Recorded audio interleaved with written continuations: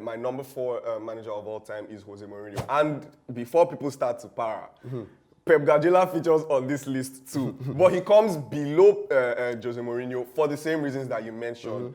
Guardiola had it easy for him in many of the clubs that he has. Don't let me say many of the clubs that he has gone to, but in three of the clubs that he went to in Bayern Munich, he had arguably the best team in the world at that time, and he still couldn't win the Champions League.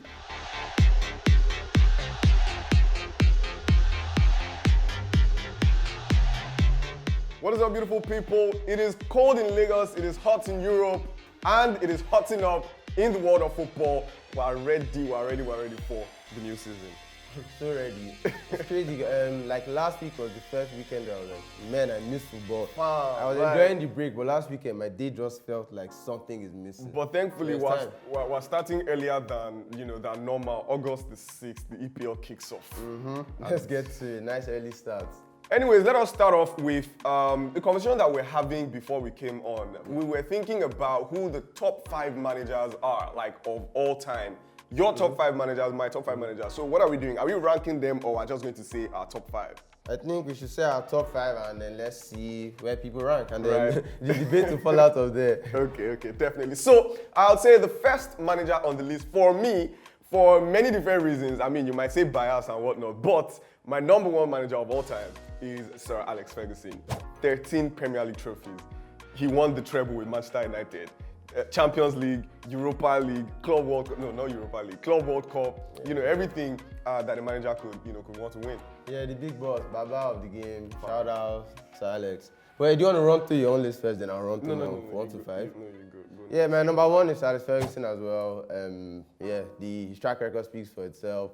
Probably one of the greatest managers in sporting history, not just football. So yeah, unanimous. Definitely. And the second manager that I want to highlight here is Johan Cruyff. For many reasons, not just one. This is somebody who many managers, or in fact the whole world of football, has credited for having changed the way football is played generally. He was a visionary. He was, just an innovator on the pitch and off the pitch. So definitely Johan Cruyff comes in second for me. Well, that's a very valid point for Johan Cruyff, but I didn't watch Johan Cruyff, so I didn't watch Johan Cruyff, so. Alright, so you can keep him there. But my number 2 is a man that I saw. I think his accomplishments were great. But the man is Jose Mourinho, and I say that because when he won the Champions League, he won it with Porto, then he won a treble with Inter Milan. He's won trophies pretty much everywhere he's gone. That his first stint at Chelsea was like, a wave came into the Premier League. As great as Alex Ferguson was, he rocked him for a few seasons. Fergie had to regroup to take care of Jose. His battles with Pep in La Liga were box office. Jose, number 2 for me. Yeah, definitely. But Mourinho features in my list, but a little bit, a little bit below. And I think the third place manager for me of all time is Carlo Ancelotti. That is a legend of the game. He has done it everywhere, in Italy, in Spain, in England. And it's many of these things you can't even say too much really, but Ancelotti right up there. Yeah, shout out Ancelotti. I have him on my list, but he's a little lower. My number 3 is Pep Guardiola. I'm sure some people will be upset I have him below Jose, but I just do. I give Pep a lot of credit though. Let me talk about why I give him credit. That Barcelona team he built is the best football I've ever seen in my lifetime. Messi played the best football he has ever played, so I give him credit for that. His Bayern Munich team played beautiful football. His City team are dominating the Premier League. But the reason Jose just edges it for me is Jose's record in Champions League and the things Jose can do with teams that you don't expect them to do this. Pep has always had it cozy. He's had the best squad in every league he has been to, and in 2 or 3 of those cases, he has outspent the whole league. So I give him respect, but that's where he loses a bit for me. Yeah, and that brings me to my point where my number 4 manager of all time is Jose Mourinho. And before people start to para, Pep Guardiola features on this list too. But he comes below Jose Mourinho for the same reasons that you mentioned. Guardiola had it easy for him in many of the clubs that he has. Don't let me say many of the clubs that he has gone to, but in 3 of the clubs that he went to in Bayern Munich, he had arguably the best team in the world at that time, and he still couldn't win the Champions League. At Manchester City, he has all the funds, everything. The vision, the team is set up to. But he can't get over that hump. And he can't get over over that line, and all of the managers that I mentioned, above Pep, have all won the Champions League, and they made it happen even more than once. Yeah. So Mourinho, number 4 for me, and then Pep Guardiola, number 5. So my number 4 is Ancelotti. I give Ancelotti a lot of credit for the Champions League he's won. That's great. But Ancelotti, what I don't like Ancelotti is his league record.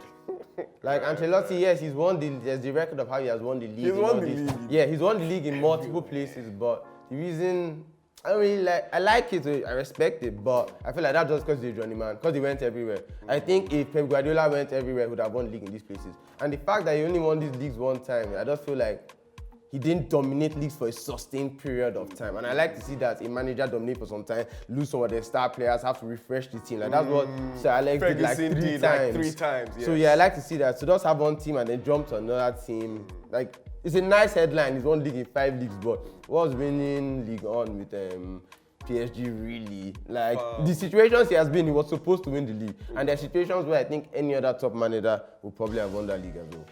Yeah, I see what you're saying. And my number 5 manager, the man I think is going to keep rising up, the youngest manager on the list, that guy, Jurgen Klopp. And I'll tell you why. I feel like of all time, Chelsea. I mean, because my all-time is people I've really seen.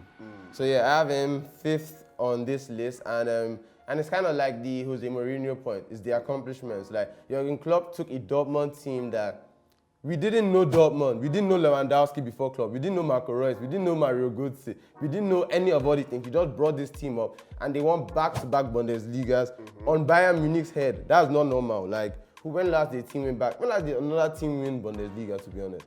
So Jurgen Klopp did that, and if you can even go further back to the team he got promoted. So Klopp has never put himself in a comfortable situation. He got a team promoted to the Bundesliga, took a team that was in mid-table in the Bundesliga to champions of Bundesliga, came to Liverpool, a team that hadn't won the Premier League in 30 years, got them to champions of England and competing for titles every season. So yeah, those are accomplishments. And then obviously there's the fact that he's been to, I think only Ancelotti and someone else have been to more Champions League finals than Klopp already.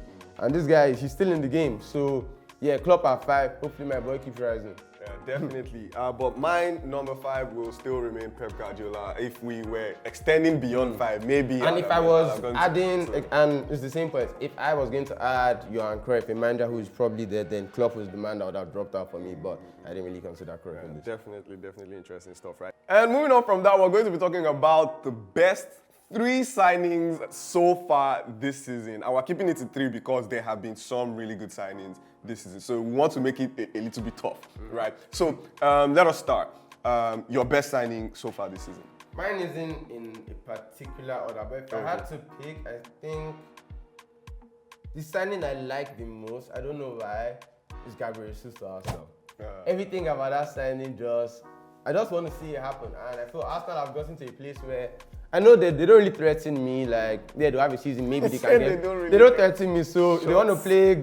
They want to play good football. Whatsoever. I'm here for it. I'm here for the beautiful football, the carpet that we usually see. And Jesus can just round that off well. And Jesus is a Brazilian striker, which is like, you think of a default player that I love, a Brazilian attacker, just from childhood. So to see a Brazilian number 9 doing it like R9 did it, because when Jesus came out, they said, oh, this is the next R9, blah, blah, blah. So to see him live up to that and then hopefully have a good season and go to the World Cup and ball out for Brazil, I'll just love that. Yeah, definitely. So Jesus for me. That's actually a massive shout. And he's one of my favorite signings, but keeping it to 3 was quite tough. So I had to, push him out of the list. My number 1 signing, it pains me to say, it's the Manchester City signing, Erling Bro Haaland from Dortmund to Manchester City. For all the reasons you can think of, this guy definitely guarantees goals. And Manchester City might be looking to use a number 9. Remember that Guardiola chased after Harry Kane for quite some time. So it looks like Guardiola wants to, start using the number 9. For all the conversations that we're having about Guardiola not knowing how to really use an out-and-out 9, but it looks like he wants to use a number 9. So that for me, I'm just a hater, man. That's the biggest signing of the summer. It is the biggest signing of the summer. The biggest signing of the summer. And then if I'm going to go for number 2, I'm going to go for. This one hurts me, but Bayern Munich have got an incredible player in Sadio Mane, and it's become even a bigger signing now that Lewandowski is officially a Barcelona Yeah, player. backup player. They can use him on the left, they can use him on the right, they can use him down the middle, and he's 30 years old. I think that's the new peak in football now. 30 guys are peaking. He's going to a slower Bundesliga. He's going to rip it up, man. Yeah, definitely a big one there. And my second signing so far is Antonio Rudiger to Real Madrid. Real Madrid have lost. They lost Sergio Ramos in the window before last. The window before last. They lost Varane in that same window. So the centre back has not really been what it was for them in their heydays. So getting Rudiger at the top of his game, he played top of his game. Big for Chelsea last season. So Rudiger to Real Madrid definitely is a very big one for me, and I think that's my second favorite signing so far. My third favorite signing is also a signing Real Madrid have made, and I think they've got a brilliant player in Tchouaméni. I think they've taken care of. Like Madrid have remodeled their midfield. They had the best midfield in the game for like 5 years in Casemiro, Kroos, and Modric. And then now they're looking to the future. They have Valverde in there. They have Camavinga. Now they've got Tchouaméni. So it's just great business. They're looking set for the next 10 years. No joke. Those guys can be balling at the top level for the next 10 years straight. Facts. That's also a very good one. And for me, this one comes with some bias, but I would say it is my third favorite signing this season, Christian Eriksen to Manchester United. That is a very, very big one for a club that needs more creativity, despite more creativity in the midfield generally. And Eriksen, no doubt, one of the best players to play in the Premier League. As much as he has not played, at the biggest clubs, but of this guy's talent and of his abilities. I just hope that he can stay fit and definitely kick on. Whilst we're speaking on our personal biases, you guys should look out for Fabio Carvalho. Remember the name. Remember the name. 19-year-old. Okay, I like that the cameras are on. Remember the name. I'm more excited about him than Nunes.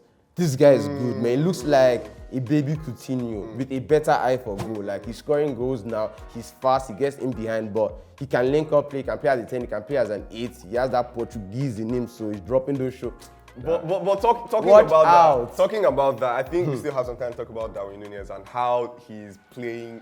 What he's playing in preseason is quite scary for Liverpool fans, and scary in a bad way. Liverpool fans are worried that it looks like they might have spent. So on the wrong person. I was frightened about the Núñez clips that are going around. But yeah, he's looking very Lukaku. He's looking but sauce. Then I got a glimmer of hope, and someone dug up from the archives a clip of Fernando Torres' debut for Liverpool in preseason, and it was horrific.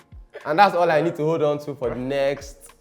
For the first 3 months of the season. But that's all I can hold on to. Imagine you're talking about Fabio Carvalho, who actually played excellently when he played against Manchester United. He's a this preseason. Brilliant player. He was actually scored one a of the goal standout against players. City. He scored in his Premier League debut because when Fulham was still in the league, they played him one game towards the end. He scored there. All the big games he's played in, he scored. That boy is special. Yeah, that's one of the players that I'm looking out for this season too. Him and Conor Gallagher. That's by the way. But Darwin Núñez, I'll be happy if Núñez actually flops. Obviously. But I'll still back it. Klopp hasn't missed with an attacker yet, and I have no reason to think. And also, I feel like our system. Minamino was the most important player in us winning FA Cup and Carling Cup this season. Hands down. Top goal scorer in both competitions. No attacking player has dulled under Klopp. So, and I feel like just by virtue of our system and the way we play, we'll score goals. So I feel the minimum goals he will score is probably like 15 goals. And I think that's just because of our system. I won't love that. I want him to hit like 22, 23 goals in the Premier League. But I think just by virtue of being in the Liverpool attack, Salah will make things bounce around, trying to cross it in, he'll pick up 15 goals. I get you. If wishes were horses. But that's where we'll put a pin on it on this episode. Thank you guys for rocking with us. Let us know what you think about our list. Who do you think is your favorite signing, or who is your favorite signing of the window so far? And you can let us know as well your top 5 managers of all time. We definitely would love to hear all of that in the comment sections below. And do not forget, we still have Rep Your Club coming up. We will be bringing one of you on here to rep your club. Safe. Thanks for having us. Peace.